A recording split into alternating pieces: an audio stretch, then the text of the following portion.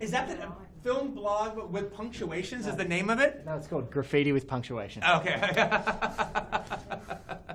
Good to meet you, Blake. Good to meet you too, sir. It's pretty awesome to meet you. Oh, my pleasure. It's daunting as hell. Awesome. Can I ask a weird question first? Yeah. Is General Marquise one of the prisoners at the end of Django Unchained? Oh no, he's not. Yeah, in the cage. In the cage. He's not. But that's an interesting spot. All right, that's an interesting question. It just kept eating at me because I've gone back to Django many times and I kept going. I'm liking where this is going. Maybe that was that. This, I think, is one of your most vicious films. Can you talk a little bit about? Like, it feels way more politically charged than anything you've done. Your films have a tendency to be timeless and have like sort of mythical sort of story conventions that you like to twist and tweak. But this film felt really now for me, as much as it's a Western. Yeah, I think almost everything you said is right on. I think the film is vicious. I do think it's dark. I think it's cynical, and I think it's bleak. I also think it's quite funny, but you know what I'm trying to say. Yes, absolutely. And part of the reason it was that is the way I was feeling when I was writing it. I was kind of suffering a depression, and I was very mad at some people who were close to me in my life at that time, a group of people. And so that I made a movie about a group of people trapped in a room who can't stand each other.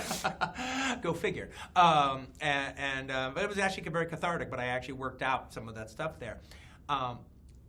However, I do feel that it's right now, but that really wasn't what I was setting out to do. I do think there is a zeitgeisty thing about it that I kind of caught something. Yes. That was in the air. At some point, I started realizing it in the material as I was writing it, but I didn't think it was quite as demonstrative as it was. Yes. But then at the same time, after I finished writing it and we started making it, events in America kept happening. Yes. That kept backing up some of the hateful qualities that are in this material itself. But at the same time, I also think that's a part and parcel to Westerns. I think Westerns have always done a really, really good job of telling you as much about the decade in which they were made as the decade that where they take place.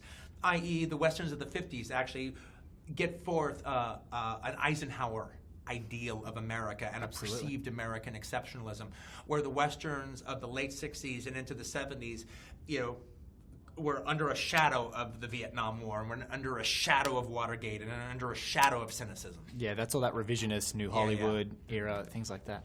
Do you find now you did your 2 Chopsaki movies with Kill Bill, you've done 2 Westerns. Are you now lured back to another Western, or is it you've done your catharsis now, you've done 2 Westerns? What are you feeling drawn to at the most right now? Well, I always have to get through with the entire process of selling a movie. And then I take that to its.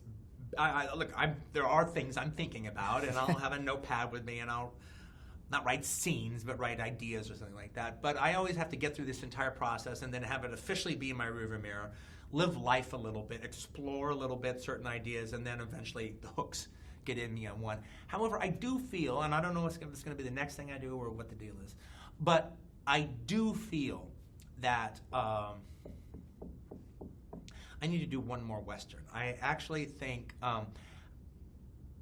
I would like. I think I would need in this era. I think I need to do 3 Westerns to call myself a Western director. I mean, if it was the 50s, you have to do at least 8. All right. And the 20s, it's 33. Yeah, exactly. Yeah, exactly. Here, if I did 3 Westerns, I could be a Western director. And then I could take my Westerns and put them on the shelves with the Anthony Manns and the Bud Bedekers and the Peckinpahs and see how they stand. Yeah. Can I ask as well sorry, I'm getting lost. Because I wanted to pick up on something that you talked about there. Are you still in the headspace at the moment of 10? I am. I mean, look, I could extend that to Please do. 11, but I don't think I'm talking about 15. Yeah. And I don't think I'm talking about 14. Frankly, to tell you the truth, I can't even imagine what the world would look like for what would be my 14th movie. All right. I already feel at odds with everything else in cinema as it is today. Yeah. Okay, imagine going even further. I can't even imagine that. In the case of actually both Inglourious Bastards and Django and Hateful Eight, as far as I'm concerned, I got to work pretty quickly. Yeah. On all that, and there's still 3 years. Yeah. In between the movies, so you're talking about 6 years. Yeah. Down the line, if I get right to work. You are allowed to have a break. Yes, exactly. Yeah. A little bit of a break is working 3 years per film, but you know what I mean. So that is the idea, but to try to clarify the idea, it's not just to self-mythologize my own work. It's the idea that it's about the filmography. Yes. It's not about me having a career as a filmmaker. Yes. And this is what I do, and sometimes I do it really well, and sometimes I don't do it as well as I do it at other times. But that's okay, because you add them all up and the good ones stand and the bad ones are forgotten. It's not about that. It is about a body of work that I've devoted my life to, that on all 8 of these movies and the next 2, and where nothing is more important than them. Yeah. And frankly, I don't think I could work at this level for 20 more years or 15 more years. Yeah. At some point, it would become a job. Yes. And right now, it's still a calling. And I mean everything I just said. If it sounds pretentious, I apologize. No. I think it's you. It's key. I'm sorry. I know I've only got 1 second left. The scene I wanted to talk to you about, and I just remembered it, that struck me, was you're so precise in everything that you do, but the one scene that struck me was Daisy Domergue's Jim Jones of Botany Bay rendition. Yeah. And The Mistake. And you holding with The Mistake. Mm-hmm. Can you talk a little bit about that? Because I just was so almost taken out of my zone watching that moment. Mm-hmm. Well, it's the thing about it was about the look. I shot more footage than just that one take.